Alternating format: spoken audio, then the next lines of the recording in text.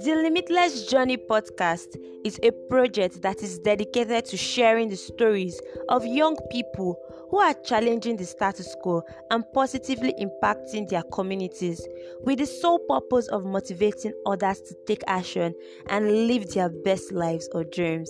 My name is Success Yule Areveso, and I'll be your host on this adventure or on this journey. And on my first episode, I had an amazing conversation with my first guest, Itofa Ivarah.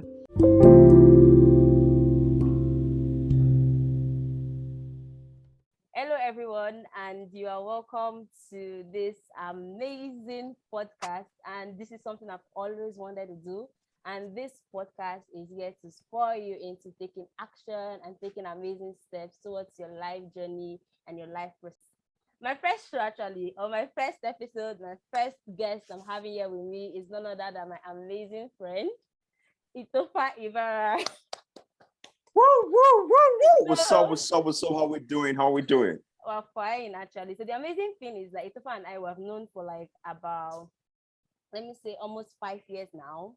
Yes, almost 5 years. We met at the University over 5 years. Over 5 years. We met at the University of Benin, and Itofa is doing like an amazing job. He's also like the executive director at Church on the Street. And then he's also like an author. He has his own ID consulting. And it's such a great privilege to, have you here on board and, listening to your story and, inspire other young persons like ourselves to take action. So my first question here, or the first thing I'll be asking you is that, can you let those that are listening to this podcast or those people that will be watching us rather know more about your background and how you started as a young professional or growing up? Thank you so much. First of all, I just want to say I'm really proud of you, proud of the fact that you created this incredible platform for people like us to be able to come and share our story and inspire, other people. I know very well that it will get to a ton and large, number of people.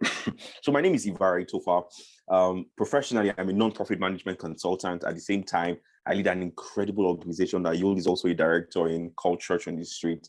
And our primary mission in life is to see how do we change the narrative of children, from the slums, from the ghetto. How do we take this gospel of Jesus in a creative way that we can take it to children and families that have less than we have? And we've been doing this for 3 years now, going on 4 years by June. And it's been an incredible journey. But the reality is, we may sound really inspiring, but we were not always like this. There was a phase, there was a season in our journey. There was a time in our life's process where it kind of felt like we were confused. I was confused. I didn't know what the next line of action was going to take. Even started with getting to the University of Benin. I applied for medicine and they threw me to biology education. And the popular term, they've changed your destiny, So, of course, but I just knew very well that, God took special interest in my life because I was in a place where I didn't like the course I was studying. I didn't even like the people. I was just forcing myself to go to class every day, But then by and large, God was able to make something out of nothing, right? So even as I speak, the crux and the core of my message to young people is the fact that irrespective of where you are, who you are, what you're doing right now, God has special interest in you. And when I summarize my story, I'll tell you that I'm a product of God's mercy and God's miracle. Thank you so much. I love the fact that you said changing your destiny and the fact that we both have like similar like experiences. And I know that there are young people that are feeling like they want to give up, they are finding it very difficult to, push through in their academic journey. So how pivotal was, the fact that your course was changed, you applied for medicine and surgery and now you studied biology education, because I know I did chemistry, but we're in the same department. So how was it? How was that, strategic to your growth and your journey? Yes, I'm really glad you asked that question. When I look back now, I can now begin to see what God was doing that I did not understand. If I had gone to medicine, I'm not sure I would have survived or I would have become this version of Itofa today. Because being in biology education exposed me to people like yourself, people who are driven like yourself, other relationships that I was able to build from that community, from that department, that formed the organization and the things that I'm currently doing now came from that faculty, came from class, came from all of those studies and all of those experiences. So when I look back now, I can see the hand of God. So especially in the area of relationship, it was so pivotal. Biology education gave me some of the most incredible people. Okay, I may not say biology, but faculty of education gave me some of the most incredible people like yourself, like Nelson, like Yvonne, like people who form the core of the team today came from that place. So I'm just going to say this to anybody who's probably has a similar story like I am. You're in a place where you didn't pray for, and it kind of feels like God has forgotten you. I want to remind you that God has a plan. And many times when God sent you to a place that looks foreign, that looks like, oh, I don't know what I'm doing here, He has a plan. And I can validate this to you with the scripture. In Jeremiah 29:11, He says, the thoughts and the plans that I have towards you, insert your name there, they are the thoughts of good, not of evil, to bring you to a future and an expected end. So if God truly is thinking about good things for you, and you're in a place that kind of feels like, oh, I don't like it, I'm tired, I'm frustrated, ask yourself again, God, what's my assignment here? And so you could tell that biology changed my life. Really, it was a blessing in disguise. Amazing. Thank you so much. I love the fact that you said God has a plan for you. And what experience do you think you've had in the past, 5 years? Because I know Church on the Street started in 2018. And for me, it has changed my life, and it's actually spurred, me into doing this podcast and, sharing the stories of young change makers. So I want to know what particular experience actually, changed your life and helped you, move from one particular stage to the other. Lovely. First of all, when before we had this conversation, talks about career trajectory and everything. The truth is, you see, God will never show you the whole picture, because if God shows you the whole picture, you don't have the capacity to carry the whole picture. So God just shows you 1 step, 2 step, 3 step. My plan I had when I was in 100 level and 200 level, I wrote JAM 2 times. I wrote JAM in 100. I wrote JAM in 200. I wrote JAM in 300. I didn't tell a lot of people in that third one. Why? Because my identity, I did not know what my purpose was. I had tied my life's worth and identity to a career path, which was medicine. So if I didn't get medicine, I was useless in life. I cannot amount to anything. That was a narrative I was running with. And there are many young people like this who are listening to this podcast who are in the same space. You have tied your worth and your identity to a particular job security, or you're looking for job security, or you're looking for a particular career. If it's not that career, you are useless in this life. So I was pursuing medicine rather than pursuing purpose. So what has happened to me with Church on the Street was the fact that I woke up one morning and I realized that this is my life's mission. This is what God has created me and wired me to do. Why am I trying to go to Sokoto when what I'm looking for is right here in my Sokoto? I was stretching.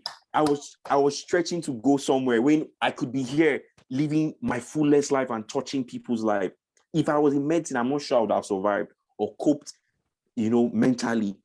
So when you ask that question, what has changed in my life?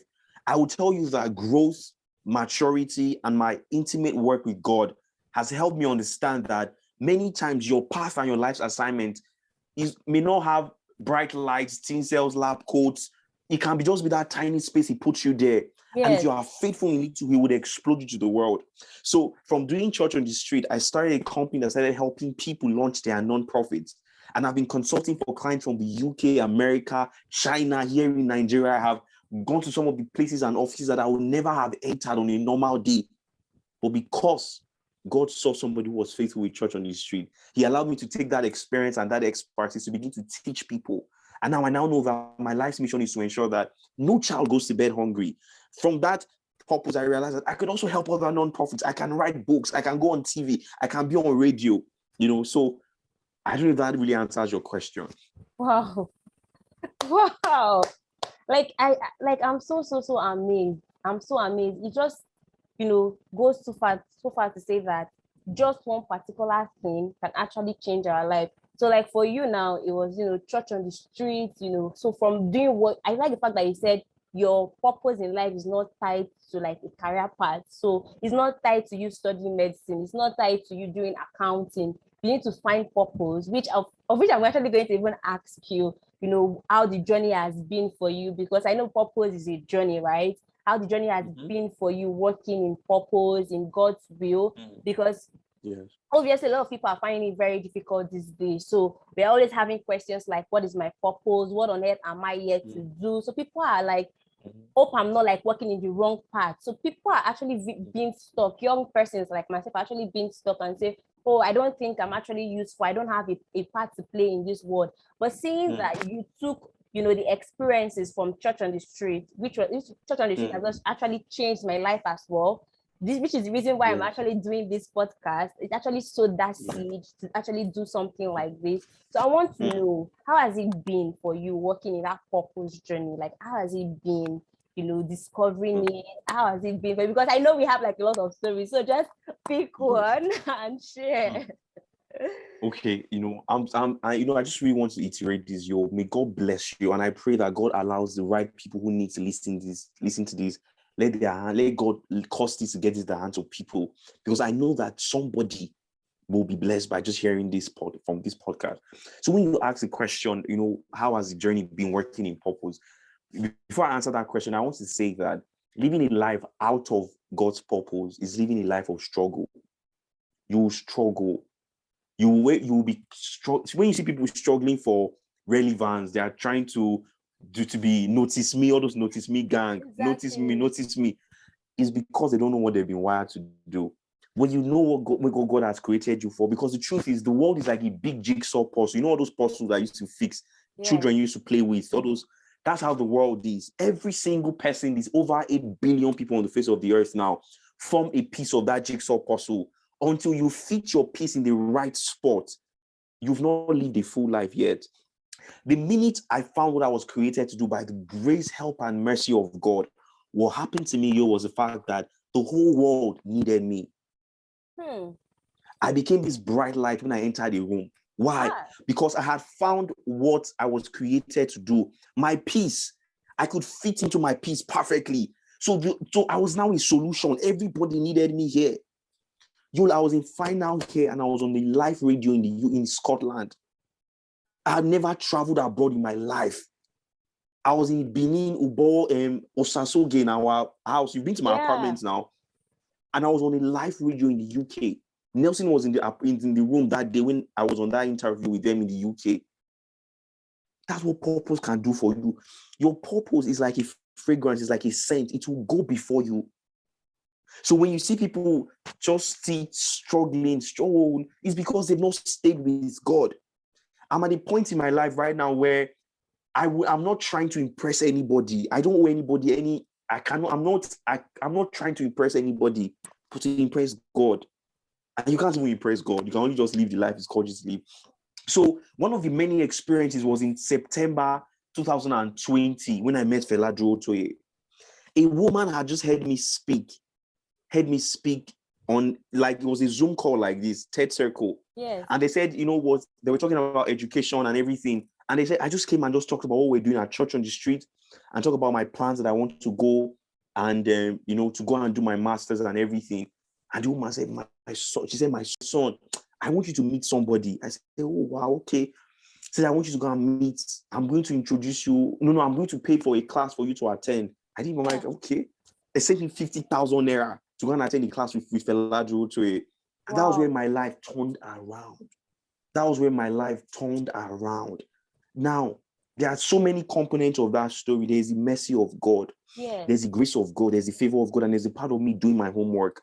Because if I was a useless person, God forbid, just living my life anyhow, and I got on that call, my destiny helper will be there and they will leave me. Just like you now taking all these classes you're taking all these trainings you're taking, a day will come, the Bible calls it your season of appearing. A day will come, even for those people listening, a day will come, the Bible records it's called season of appearing. It will come. Your destiny helpers will be sitting aligned like this. And that opportunity may come once in every 7 years, once in every 9 years. If you miss that one, you have to wait for the next circle. Yeah. So with the mercy and help of God, I've been doing my homework. I was buying books. I was reading. I have my books here. The last set of books I bought were 15,000 naira. Probably like 4, 5 books, 15K like that. Because I just knew that where I'm going to, I need to feed. I need to devour. I need to tear this thing. So when I open my mouth to talk, even if Obama hears me or Joe Biden hears me, they'll be like, no. This guy, you have something inside. Yes. So I just want to encourage young people, don't pray, don't fast. If those things are good, do it. But as you are doing it, ensure you're also putting the groundwork. Ensure that you are working for that path you want to go to, whether it's career, just be doing the groundwork and the homework. The fact that you said that you don't know where your destiny path would be, at the beginning, we're not in that particular meeting. Like, this is what we call being at the right place, at the right time. So at the beginning, we're not even at that particular meeting. Who knows? You might have missed your opportunity, and only God that would have known how you would have met which actually sets your growth on a very fast rate, because like you are learning from the direct source. So now that we're even on this topic, so you have always been a fan of talking about mentorship, guidance, and everything. So there have been like a lot of rage recently on social media where mentors I've seen a couple of stories where mentors are taking advantage of their mentees. So this has like discouraged a lot of young people to seek out for mentorship. So my question now is, what is the place of mentorship? Even as a mentor, what do you think that that should be done? What are the valuable lessons and experiences you've gained from your experience as being a mentee? And I know that for now, because of how far you've grown, you would have also started mentoring other young people. So in your own journey as a mentee, what are the things that you've learned? What are the stories that you want other young people to know, so that they don't actually make any mistakes, probably how to approach a mentor, probably how to, pose right, and how to behave right in that kind of relationship. The first thing I'm going to say, Yol, is this: make sure you are valuable. Make sure you are valuable. Make sure you can bring value to the table every time. Let me be able to go on your Instagram page. Let me be able to look at your LinkedIn and be like, this guy in 3 years, if you leave this guy is going to turn the world upside down. If I leave this girl is going to turn the world upside down. Be valuable. That's the secret. Me, I don't like the word mentor. Nobody should call me their mentor. I'm still coming up. I'm still an upcoming artist. God is helping my ministry. I'm not there yet. So, people can land this title on you and you'll be raising your shoulder. I'm a mentor bow. I'm still coming up, please. But I've had experiences with mentors, good experiences, bad experiences, and I've learned from all of them.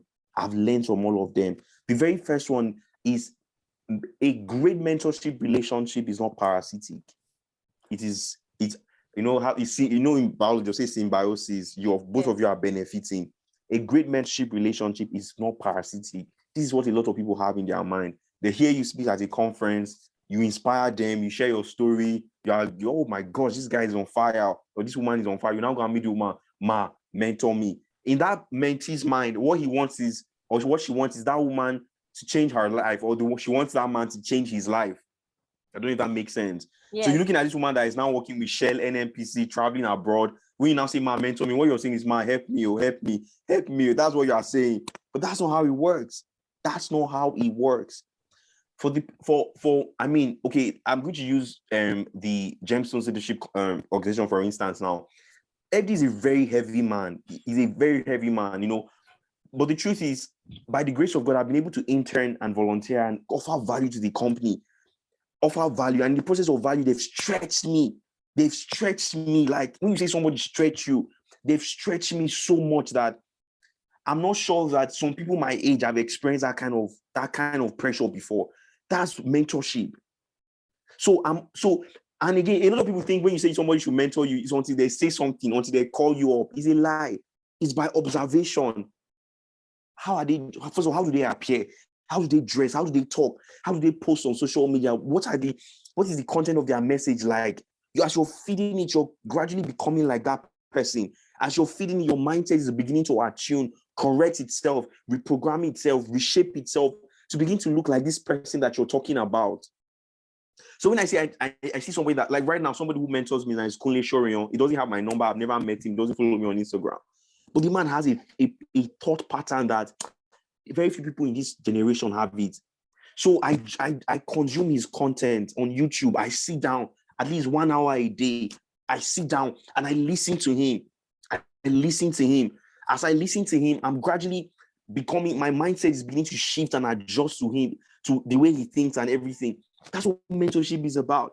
Somebody said something. Mentorship is listening to, like, the person is already 5 years ahead of you or 10 years ahead of you, listening to what they are saying and what they are not saying at all. So at the end of the day, what I'm going to encourage every young person is, when you're thinking about somebody mentoring you and they look like your future, ask yourself, how can you bring value to the table? Can you intern at their company? Can you volunteer for them? Can you say, sir, can I be your personal assistant, your virtual assistant? Can I help you guys with your social media?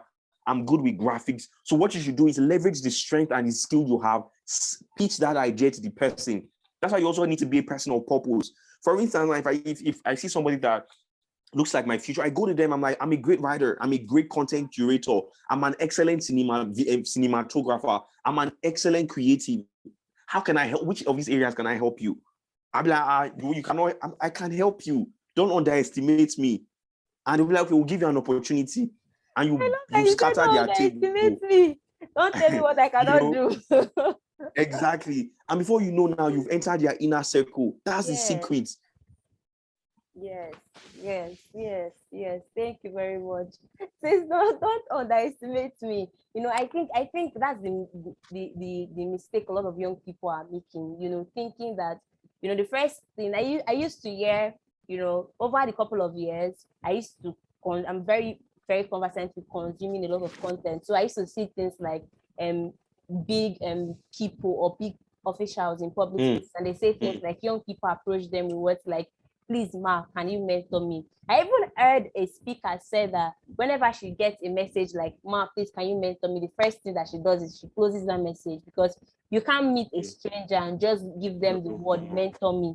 And even recently, a mentor of mine told me that she doesn't like the word mentorship. She would like for me to call her my uplifter, meaning that she's the one that would actually uplift me, hold me accountable, show me how to do things, and also let me understand that some certain things are actually not impossible. So when we talk about mentorship, I really like the fact that you pointed it out, that it shouldn't be like a one-way thing, and it shouldn't be parasitic. So it's a two-way street, and then you should be focused more on building relationship instead of just being there for a short period of time. Wow, thank you so much. So on the part of volunteering your skills, because you mentioned offering your skills for free, which is also the same as volunteering. How has volunteering helped your journey? You talked about volunteering your skills. Can you give us like a perfect example of something that you did recently that connected you with somebody? Like, just a perfect story. Okay. I know you told them this is what you did. So there's a non-profit in the United Kingdom, right? They put out a flyer. It's a non-profit. They're not big, they're still very small. They are coming up. They're not huge, right? And I looked at their non-profit. I analyzed it, audited it. I knew that, man, these guys, even though, forget the fact that they're in the UK, they need help. They need my professional expertise. So, but something in me was saying, guy, you're a consultant now. These people should pay you for this service. I said, no, I will not. I said, no, I'm going to help these people. So I filled their volunteer application form, filled it, submitted it. They sent me email. They now sent me email that we'll get back to you. The pride in me was like, see these people. But long story short, I got on the interview, and I know that on that interview, I will finish them. I will pieces the table that they'll be like, we want this guy. When I got on that interview, it was like 2 British women and 1 Nigerian woman on the call. So they asked me questions, tell me about yourself. You don't ask me too far, tell me about yourself. When I finished, the whole room was pin drop silence everywhere. Because the way the meeting started, I wish we'll have time. I wish we'll have time to talk about how, as young people, why it's important that certain little things, like when somebody says, how are you? Don't just reply, fine, sir. Say, fine, sir, how are you doing? It shows confidence. When somebody shakes, even if you are Joe Biden, I will shake my hand firmly with you. I will look into your eyes. If you say, ask me, how are you? I will say, how are you back? So when I enter the meeting, maybe everybody that person has been in the meeting, how are you? Good afternoon, ma. Good afternoon, sir. I didn't do that. I said, good afternoon. How are you? I'm good. How are you doing? I'd be like, who is this one? So apparently I had changed the atmosphere when I entered the room. change it. So they said, tell me about yourself. I told them about myself. The woman was silent. Then I asked the woman, do you have any questions? She said, I don't have any question for this young man again. I don't have any question. I ended up turning that thing from an interview to telling them what they need. Yes. And they were like, oh, wow, we didn't think about this. Oh, some of these things. So why am I saying this all of a sudden? I decided I wanted to help these nonprofits. Why? Because first of all, I also want to grow in my career. I want to be able to spread my tentacles of what, in the international development space. So that was an opportunity. Somebody else would have said, I'm too big, what can I do? Yeah. But look at what that thing has done for me now. When I finally get the role that I asked for, programs manager, what happens is that I've built ties and allies with these people. Yeah. Let's say I go to the United Kingdom tomorrow, I can say, guys, I'm in the UK, I need some extra help. People like, I need to find, you can come here, you can do this, you can you see that relationship? Yeah. So that's one of the experience that I've had. Yes, thank you. Wow, amazing.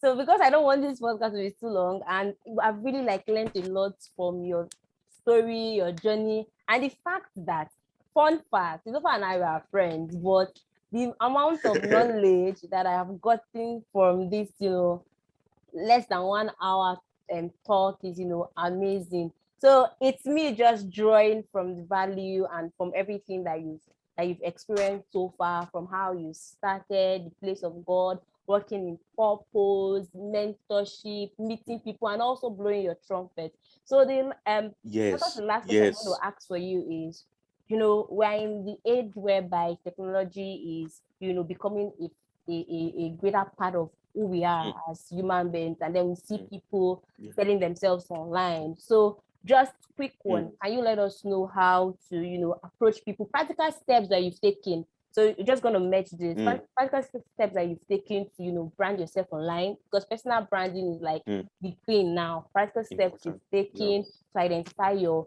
own niche, what you need to do, and just little advice for a lot of people out there, because people are very stuck when it comes to personal branding. Even myself, I find it very difficult at times. But what do you think we really need to do? So it also boils down, first of all, to asking because this is how I ask myself when I'm going to post something on Instagram. If my helper now look at this picture or this content, will they help me? That's the question. That's like, let's say United Nations needs me now and they come on my Instagram page. Let's use Instagram as a case study now. Will they find me worthy enough to give a role? That's the standard I use for myself. So if I no, this is not Instagram worthy. So that content I put on my page for 48 hours and I take it down, once it's achieved its purpose, it's down and it's down.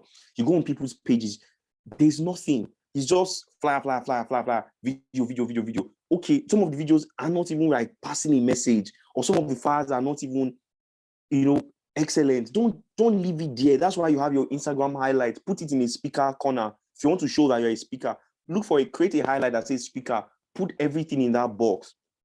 Let the things that you want to be the things that represent either where you are trying to go to as a person or where you are already. So if you go on my Instagram page, it's not tacky. You won't find, I leave the things that I want my helpers of my destiny to see. Anything you see on my page now are the things my helpers of my destiny, I want them to see. So I leave it there. And I constantly audit my page. Even up until yesterday evening, I took down 2 posts from my Instagram page. I archived it. I didn't delete it. I archived it intentionally because I kind of felt like, no. It has performed its function. There's no need you staying there. I removed it, right? So back to personal branding. Personal branding is operating from inside out. Your personal brand is a reflection of who you are internally. Because I was able to understand the whole concept of branding. It goes beyond colors, it goes beyond content writing. It's about being able to build a humanistic bridge between you and the people who are following you. I was robbed in last year. You know about it now. The people who bought me my phone were from Instagram. Some of them I don't even know them. Wow. The phone I'm using to hope they bought me. Why? Because I've been serving value. I've proven to them that this guy is a guy of value. So if he's not going to be on the internet for the next couple of months because he was robbed, it's not a fair thing. Let's help him. I also know that there's a place of the favor of God, but I've also done my homework to constantly offer excellence and value by sharing the work we're doing, by sharing my own personal growth, by sharing my failure as well. People are fond of only the time that they win something, that's when they'll share. I share when I win, when I don't win. I put it like one more, but just keep going, keep moving, just keep it authentic, right? So for any young person who's listening to me right now, and it kind of feels like you don't know what your brand is, your assignment is, go and ask yourself, what are the 3 top things that my helpers of my destiny, I want them to help me in, right? If for me, I know that in a few years, by the mercies of God, I'm going to be in the United Nations. By the mercies of God, I'm going to be in the United. So if United Nations is going to find me, is this worth? Am I worthy enough? So I position myself. I strategically position myself. My communication is from a United Nations point of reference. My dialogue, my content is just around that. So you know, ask yourself, where do you want to go to? You want to be on CNN? You want to be on BBC? You want to be on Chef America or Master Chef Australia? Position yourself so that when they find you, they'll be like, no, these guys. Like, I see you, like, see what you're doing with, constantly like sharing like value in terms of conferences. You can become we used to call you conference mama. There may not be a professional thing, but you can become the person that you're the go-to plug, and you can even make money. There are people that are consulting. There are organizations right now that have money. They are looking for people that can help them provide value programs for young undergraduates in Nigeria. And they'll just say, who on Instagram is doing this thing? Can we reach out to? We want to come to uni. They want to come to Unilag and want a student program. I'd be like, you know what? We can help you develop a framework. This is how it will work. This is how you guys will measure your progress. All I know, you need to pay me 350K, and we'll arrange it for you. Finish. But let God has to talk to you. If not, you will struggle for clients. So that's just like an idea. Funny. So position yourself strategically for what your future will look like. The president. Reason why we agreed to call you the president. So the last question, before you give us your, final words, because it has been a learning curve for me, really. The part of personal branding. In fact, you said it's what you want people to see, and the part of if my helpers. I love how strategic that is. Your social media pages should not just be there because you just want it to be there. So even if you want to post, I know there are people that actually don't want to post on social media, which is understandable. But if you want to use social media as a tool for advocacy, as a tool, to bring clients to yourself, if you're a business person, then you need to learn how to do it right. If it's not serving its purpose, then there is no need that post or that video or that reel. It's not every reel or every social media challenge you're supposed to up on. There's no need. There's no need for it to be there. So just dead the idea. Somebody said something recently to me, it was like, dead that idea, like forget about it. So the final question I want to ask you is, can you share with us some of the failures you must have experienced? Because, as a young person, I think you are 24 thereabouts. So I think yes, you're 24. So as a young person, what are some of those challenges and failures that you've experienced, and how have you been able to overcome them? And how do you think those experiences have, shaped who you are right now? You can just share one or two, because I know you have like a couple. So just, share with us. So before I answer that question, I'm going to tell anybody who's listening to this, who's in their 20s, 3 things you must get right in your 20s. If not, if you don't get it right, you will struggle. Number 1, you need to have financial intelligence. You must have financial intelligence. Number 2, you need to be able to build and harness strategic relationships. I didn't say relationships, I said strategic relationships. Number 3, you need to build your intimacy with God. You are going to struggle in this life if you don't have intimacy with God, if you don't have financial intelligence, and if you don't have relationships. These 3 things, if you get it right, you will succeed. So, first of all, one of many failures, if it's to apply for conferences, I've been rejected many times, right? But I think one of the ones that stands out for me is, there are too many. I don't know which one to even point out. The most recent one is the United People Global Sustainability Program. They rejected me after, do you know how many hours I spent on that application? But then I learned something. Every time you get a rejection, what happens is that you learn something. It helps your writing get better. So somebody said failure is not a destination. failure is only an experience, right? So a lot of people stay in failure. Like this, they in their head, failure is a location. Failure is a place that they have their chair, their parlor, their room, everything. No, when you get rejected, it doesn't mean you're not good enough. It just means that you need to go back. And sometimes the people just don't know. Go back and just don't stop. So I may not be able to really clearly articulate multiple. I've lost money. Say I'm trying to invest. I must be a millionaire. I've lost my money. And I learned from that experience that building wealth is a marathon. It's not a sprint. Build your failure Teflon. They call it in English Teflon. Strength that you don't see failure as a destination. It's just an experience. You move out of it, you go. Actually, what have I learned? Even heartbreak, you go. There are certain people that I could spend time with before. I can't spend that time with them anymore. Why? Because they're not growing. So you say your friend is always busy, he's not talking to you. It's a lie. You are not just going to her level or his level. So she doesn't have time for you anymore. So I'm just going to encourage everybody. One of my last words is ensure that you are growing, ensure that you're improving, ensure that you're even as little as your vocabulary, improve it every day. So that when your helpers meet you, you'll not be telling them, I waka come go, he enter, you know, can they go. No, you should be able to tell them strategic information. They'll be like, I've never heard this in my life. As I round off with this, when I enter that meeting, of course, I didn't know my helpers were there. It was just conversation. But guess what, I was reading Harvard Business Reviews and Forbes report because I had subscribed to their newsletter. So they used to email me every week. So I was reading these reports. So I had an understanding of what was happening in the global economy. So when I was speaking to them, and quoting Harvard Business Review report, talking about what Forbes was saying. Oh my gosh. So that's just how I'm going to encourage everybody on this call who has listened on this podcast. Please be hungry. Be hungry. Let your hunger, let it push you to want to get better. Buy a book, 2K, 1K, buy a book. That money you are using to buy suya, buy books, read. You don't have to finish the book. Buy books.